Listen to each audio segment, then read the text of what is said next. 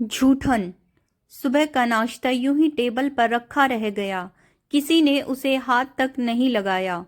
पूनम जी अपने पति और बेटे को मनाती रह गई, पर दोनों ही अपनी गर्दन ऊंची किए चुपचाप घर से निकल गए।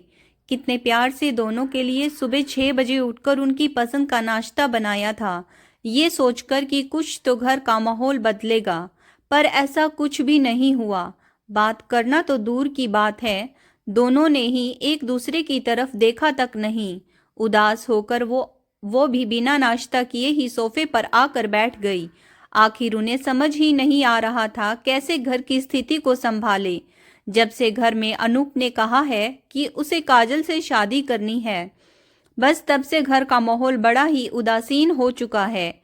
दीपेश जी तो इसके पक्ष में बिल्कुल नहीं है, और अनूप है तो उन्हीं का बेटा, अपने पिता की तरह ही जिद्दी। वो उनकी बात मानने को तैयार नहीं है। पर दोनों बाप बेटे के बीच में पीस तो पूनम जी रही थी। पूनम, अनूप काजल से 2 साल पहले मिला था अपने दोस्त अर्जुन की शादी में। उस दिन काजल की अर्जुन से शादी थी। अर्जुन यही पड़ोस में रहता था और उसके बचपन का दोस्त था। काजल काफी सुलझी हुई लड़की थी। अर्जुन के माता पिता उसे बहुत पसंद करते थे। जिंदगी यूं ही खुशी खुशी चल रही थी। अर्जुन और अनूप में बनती भी बहुत थी। दिन में एक बार ना मिलने तो दोनों को चैन ही नहीं पड़ता था। काजल का भी अनूप के घर आना जाना था। पूनम जी और दीपेश जी को भी काजल बहुत पसंद थी। दीपेश जी को अक्सर ही कहते थे कि इस घर में बहू आएगी तो काजल जैसी ही आएगी। लेकिन पिछले साल एक कार दुर्घटना में अर्जुन और उसके पिता की अचानक मृत्यु हो गई। काजल का तो सब कुछ ही लुट गया। लेकिन इसके बावजूद अर्जुन की मम्मी रागिनी जी को संभालने के लिए काजल ने अपने आप को मजबूत कर लिया। काजल के माता पिता ने उसे अपने साथ चलने को भी कहा, लेकिन रागिनी जी के लिए वो नहीं गई। ऐसे में अनूप ने रागिनी जी और काजल की काफ़ी मदद की। काजल ने भी दोबारा जॉब ज्वाइन कर ली थी। दिन में रागिनी जी अकेली होती थी, इसीलिए पूनम जी खुद भी दिन में एक चक्कर उनके घर जरूर लगा आती थी। बड़ी मुश्किल से वो लोग अब उभरने लगे थे, लेकिन रागिनी जी को हमेशा काजल की चिंता रहती थी। वो उसका पुनर्विवाह करवाना चाहती थी, पर काजल इसके लिए राजी ही नहीं होती थी। लेकिन पिछले संडे अनूप की बुआ जी यहाँ आई हुई थी। वो अपने साथ अनूप के लिए कुछ रिश्ते लेकर आई थी। सब लोग बैठकर दोपहर का खाना खा ही रहे थे कि बुआ जी ने अनूप के रिश्ते की बात छेड़ दी। पहले तो अनूप आनाकानी करने लगा, लेकिन जब बुआ जी ने साफ साफ कहा तो उसने ये कहकर धमका दिया कि वो काजल को पसंद करता है और उससे शादी करना चाहता है। बस तब से दोनों बाप बेटे के बीच में शीत युद्ध चल रहा है। लेकिन कल रात उस कमरे में ऐसी क्या बात हुई जो अब बचा कुचा बोल चाल भी बंद हो गया। पूनम जी ने अनूप से पूछा भी, लेकिन अनूप ने कुछ बताया ही नहीं। तभी घर की डोर बेल बजी। पूनम जी ने जाकर दरवाजा खोला तो सामने दीपेश जी खड़े हुए थे।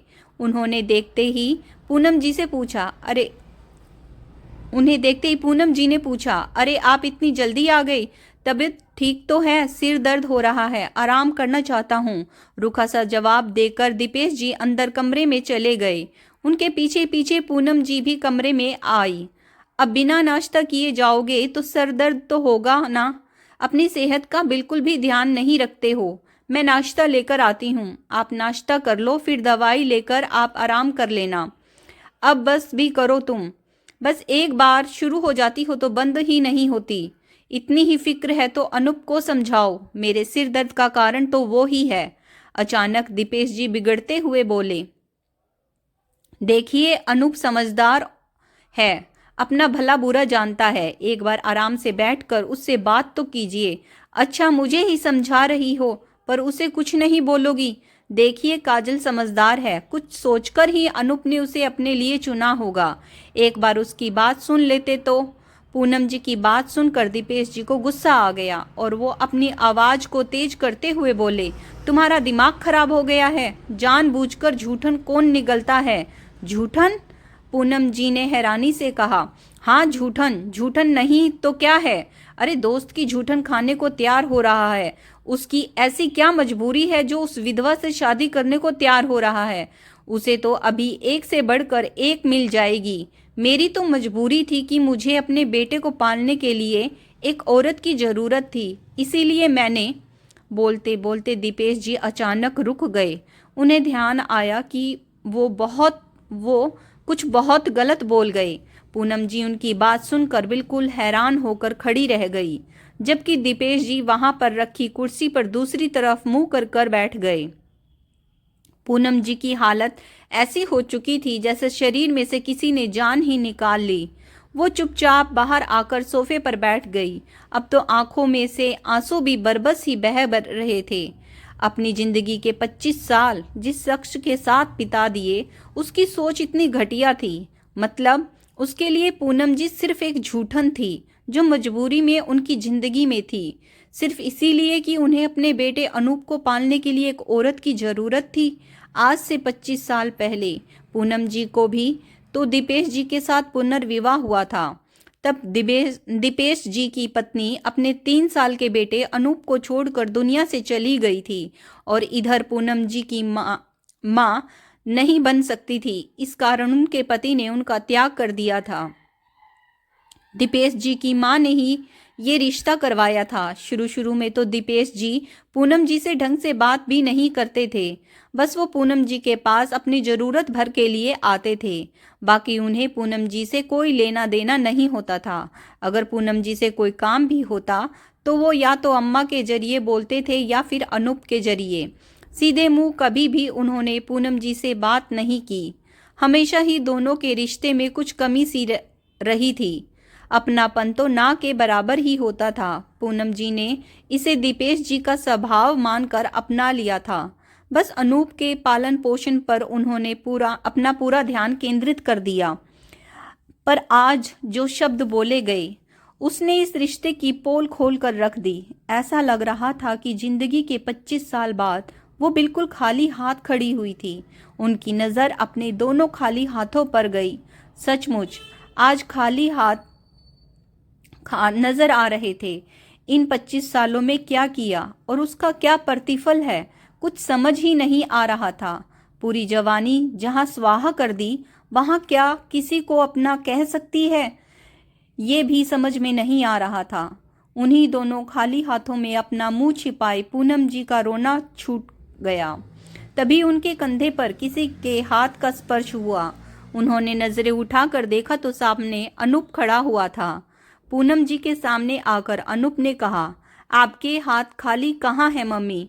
आपकी इतने सालों की तपस्या का फल मैं हूं ना, इसीलिए नहीं बता रहा था आपको कुछ भी कि मेरे और पापा के बीच में क्या बात हुई।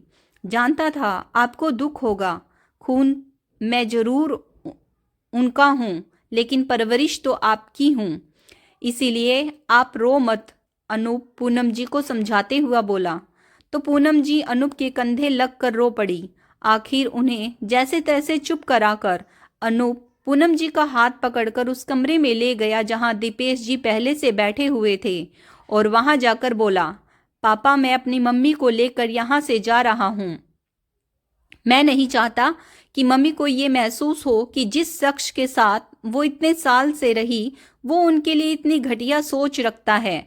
ये सुनकर दीपेश जी गुस्से में बोले, मैं तुम्हारा पिता हूँ, मेरे कारण तुम्हारा अस्तित्व है और तुम इसके लिए मुझे छोड़ रहे हो। ठीक है, जाना है वहां जाओ, लेकिन याद रखना फिर तुम्हें प्रॉपर्टी में से कुछ नहीं मिलेगा।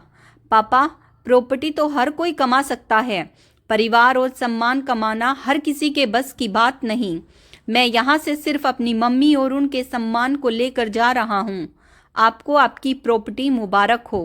कहकर अनूप पूनम जी को लेकर उस घर से निकल गया और पीछे रह गए दीपेश जी अपने दम और अपनी घटिया सोच के साथ। कुछ दिनों बाद अनूप और काजल की शादी पूनम जी और रागिनी जी ने संपन्न करवा दी।